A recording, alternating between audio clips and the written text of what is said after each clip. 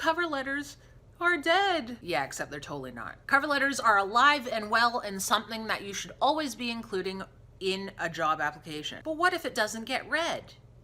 What the recruiter, hiring manager, HR manager does with your cover letter is none of your concern, as it's completely out of your control.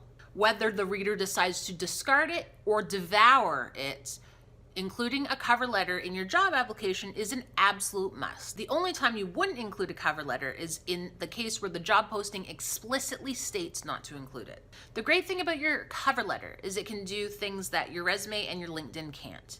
And I'll get into those in today's video, where I'll cover 10 tips to create a kick-ass cover letter. Number 1, make sure it doesn't seem like your resume barfed all over your cover letter. Your cover letter is not a time to regurgitate everything that you've said on your resume. Use your cover letter to share important information and stories that your resume couldn't or can't. Number 2, showcase your personality. Write your cover letter with a conversational tone. Avoid being overly formal. Really formal language doesn't connect with people. Make your cover letter something that people actually want to read. Number 3, use your cover letter to call out potential red flags and also use that opportunity to put the reader's mind at ease. For example, maybe you're making a big career transition from one profession to another. Call that out and talk about the unique value that you can bring to that role. Or maybe you've been out of the workforce for a while.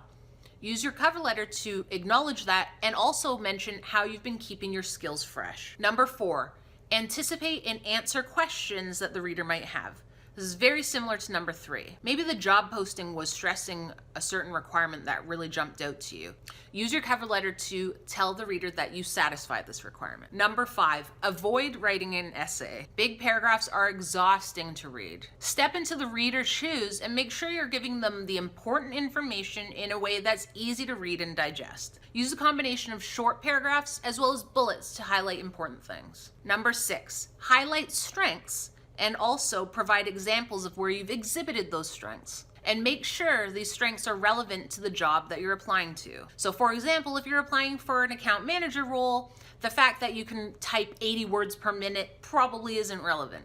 Number 7, make it easier on yourself and consider a templated approach for your cover letter structure. So what you write for each cover letter won't be the same, but the way you approach it will. This means you're not reinventing the wheel every time, nor are you starting from scratch every single time. Number 8, use the same header as you used on your resume on your cover letter as well. This will give you a bit of a quick letterhead. This is great for your personal brand because it ensures consistency and continuity across your documents. Number 9, address your cover letter preferably to the hiring manager or the HR manager or recruiter. Long gone are the days of dear sir, dear madam, and especially to whom it may concern. Do your homework and find the right contact person. Number 10, I'm so excited to apply for this role.